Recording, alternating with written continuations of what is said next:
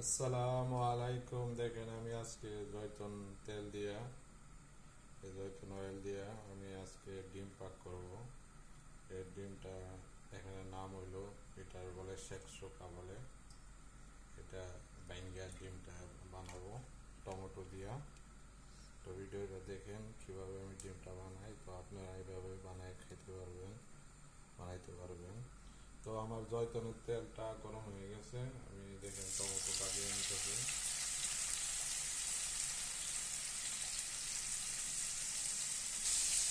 তো টমেটোটা আমি ভালো করে নিব, কষায় নিব ভালো করে।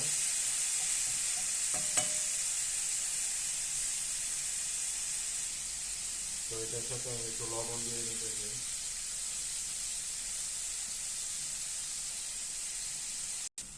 তো টমেটোটা আমার কষানো হয়ে গেছে, আমি ডিমটা দিয়ে নিতেছি।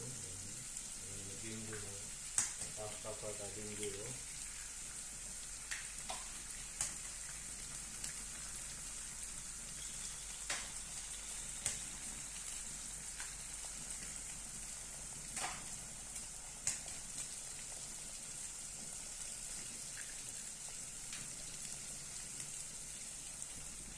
তো ডিমটা দিয়ে একটু লাড়াচাড়া নিয়ে দেব, লাড়া নিতে দিতে গেলে ডিমটা একবারে ভাঙা ভাঙা হবে।